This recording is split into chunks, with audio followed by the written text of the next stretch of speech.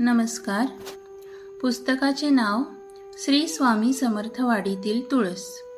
विचारधारा गुरुवर्य श्री स्वामी सखा म्हणजेच आत्ताचे श्री स्वामी सुमंताश्रमजी महाराज.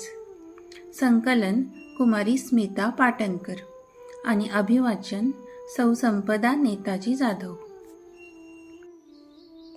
19वी मंजिरी. वस्तुस्थिती, परिस्थिती आणि मनस्थिती.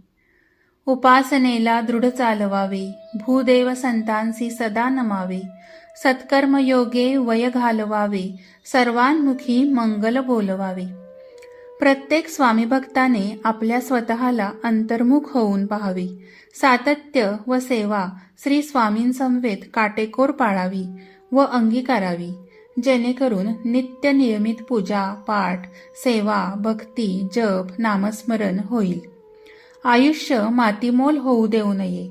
कमी असलेल्या आयुष्याचे कल्याण व लाभप्रद होण्यासाठी परोपरीने गुरुसेवा, गुरुचरण, गुरुदर्शन व गुरुतीर्थ या सर्वांची अत्यंत गरज आहे. संस्कारपूर्ण जीवन जगण्यासाठी व आध्यात्मिक भोळी भावभक्ती जपण्यासाठी श्री स्वामी समर्थांचे कार्य म्हणजेच प्रसाद, महाप्रसाद, सुवास, निवास, सहवास, आरती, यज्ञ, याग हे ज्या ठिकाणी चालते ती एक रिझर्व्ह बँक समजावी. तेथे तुमचा सेवेचा ठेवा विनामूल्य जतन केला जातो आणि त्याचे व्याज व पेन्शन म्हणजेच निवृत्ती वेतन शाश्वत ठेव म्हणून तुम्हाला पूर्ण आयुष्य व मुक्ती मोक्षाकरिता ज्ञानप्रकाशकारक सोपे ठरते. हे विश्वासपूर्वक सांगावेसे वाटते. एकदा तुमची वस्तुस्थिती याप्रमाणे परिणामकारक होऊन तुम्ही कार्य करण्यास उद्युक्त झाले, म्हणजे तशी परिस्थिती झाली की आपोआप मन चंचल न होता स्थिती स्थिर होते. याप्रमाणे व्यक्ती म्हणून असे वस्तुस्थितीने पूर्ण शुद्ध झालात एकूण नवविधा भक्तीने की तुम्ही भक्तीतून शक्तीचे खरे दर्शन प्राप्त करू शकता. नव्हे, तुम्हास ते प्राप्त होते.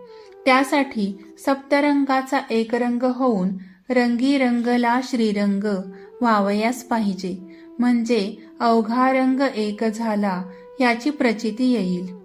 हे सर्व झाले की वित्त म्हणजे लक्ष्मी आपोआप तुमच्याकडे पाणी भरेल. मग तुमचे पित्त म्हणजे समुद्रमंथन खवळणार नाही आणि साहजिकच चित्त या भक्तीमुळे करुणा रसाची उत्तम धारा तुमचे मुखातून बरसू लागेल. तुम्ही आनंदी व प्रसन्न राहाल, म्हणजेच विचारधारा ही अविरत प्रवाहित होत असते. अवधूत चिंतन श्री गुरुदेव दत्त.